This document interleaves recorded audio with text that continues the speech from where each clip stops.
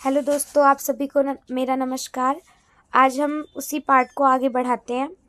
तो कल हमने समझ लिया था खनिज आधारित उद्योग कितने कच्चे माल के आधार पर जो उद्योग होते हैं वो कितने तरह के होते हैं। आज हम पढ़ने वाले हैं कि भूमिका के आधार पर कितने तरह के उद्योग होते हैं। तो एक तो होते हैं आधारभूत उद्योग, यानी जिनके जो उत्पादन या कच्चे माल पर दूसरे उद्योग निर्भर करते हैं, जैसे लोहा हो गया, इस्पात हो गया, तांबा प्रगलन हो गया। इनसे बहुत सारी अन्य चीजें बनती हैं, तो इन पर डिपेंडेंट है ना वो जो चीजें बनती हैं, मशीन वगैरह, एरोप्लेन वगैरह। मतलब आप बड़ी से बड़ी, उन सब में लोहा इस्तेमाल होता है ना, बड़े बड़े ऑटो वगैरह, ये सब चीजें।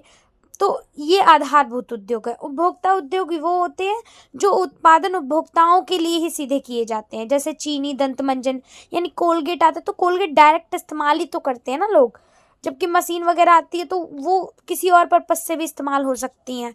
तो एक वो होते हैं जो सीधे डायरेक्ट उनका यूज करते ही करते हैं लोग। तो जैसे कोलगेट वगैरह, मंजन वगैरह हो गया, कागज हो गए, पंखे हो गए, सिलाई मशीन हो गई। और जो आधारभूत है वो जो डिपेंडेंट है दूसरे पे, ठीक है। तो इसी की तरह पूंजी की निवेश के आधार पर भी दो तरह के, एक तो लघु उद्योग जिसमें जो इन्वेस्टमेंट है वो मैक्सिमम 1 करोड़ रुपए तक ही करी जाती है।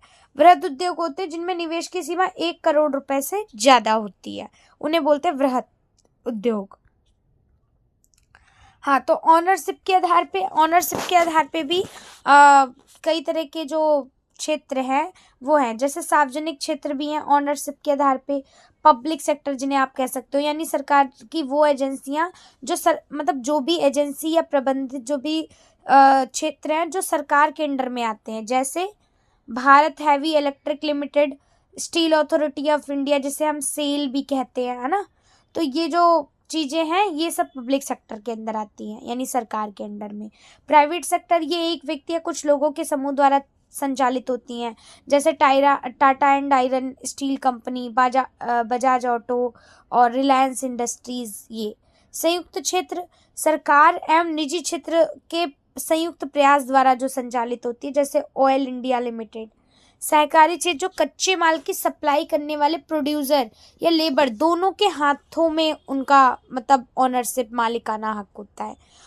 तो और ये संसाधनों के कोष संयुक्त भी होते हैं, मिले जुले इनका फंड होता है, तो इनके लाभ और हानि का भी विभाजन किया जा सकता है। जैसे महाराष्ट्र में चीनी उद्योग और केरल में नारियल उद्योग, ये सहकारी क्षेत्र है। तो एक सार्वजनिक जो सरकार के अंडर में है, निजी जो कुछ व्यक्ति के समूहों के अंडर में है, संयुक्त दो लोगों की मिलीजुली, सहकारी भी दो लोगों की मिलीजुली है, इंटरडिपेंडेंट है एक दूसरे पर। कच्चे और तैयार माल की मात्रा के आधार पर हम कितने भागों में उसे बांट सकते हैं। तो देखो, कच्चे एवं तैयार माल की मात्रा के भार के आधार पर एक तो होते हैं भारी उद्योग और एक होते हैं हल्के उद्योग। जो कम भार वाले और कच्चे माल का प्रयोग करके हल्के तैयार माल का उत्पादन किया जाता है, जैसे कि तार वार जो बनाए जाते हैं, वो है हल्के उद्योग। और जो अधिक भार वाले कच्चे माल का प्रयोग करके भारी तैयार माल बनाया जाता है, जैसे लोहा, इस्पात, ये सब ये भारी उद्योग है। लोहा और इस्पात उद्योग ये एक आधारभूत उद्योग है, क्योंकि अन्य जितने भी भारी और हल्के और मध्यम उद्योग है ये सब इन्हीं मशीनरी पर डिपेंडेंट होते हैं। इस्पात यानी स्टील के उत्पादन और खपत को एक देश के विकास का पैमाना माना जाता है, यानी किसी भी देश में जिसमें स्टील की खपत ज्यादा होती है तो वो उस देश के डेवलपमेंट से जोड़ा जाता है उसको। और एक लौह एशक, कोकिंग कोल, चूना पत्थर का जो रेशो है वो इतना होता लिया जाता है। कोई भी जो माल वगैरह लोहा वगैरह जब पूरा बनाते तो उसमें कच्चा माल, कोल, चूना पत्थर ये सब मिलाया जाता है 4:2:1 के अनुपात में। फिर इस बात को कठोर बनाने के लिए उसके अंदर मैग्नीज की भी कुछ मात्रा मिलाई जाती है। मुख्य क्षेत्र भी हैं, जैसे कहाँ कहाँ पे इस्पात वगैरह पाया जाता है।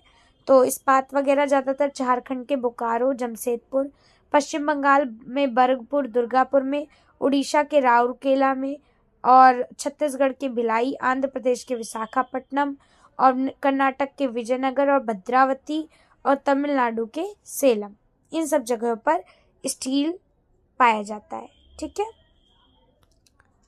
अब सीमेंट उद्योग, जो भी घर हैं, कारखाने हैं, पुल है, सड़क है, बांध है, जितने भी प्रतिष्ठानों के निर्माण में बड़े बड़े उनमें सीमेंट की ज़रूरत होती है और इनके निर्माण के लिए चूना पत्थर, सिलिका, जिप्सम की ज़रूरत होती है।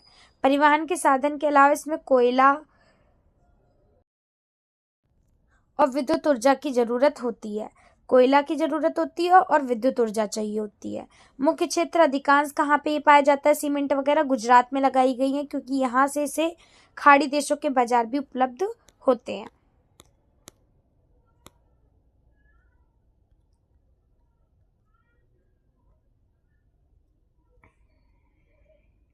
ठीक है, फिर इसी के आगे आपका ये, हाँ, ये चैप्टर जो है वो समाप्त हो जाता है। धन्यवाद वीडियो देखने के लिए।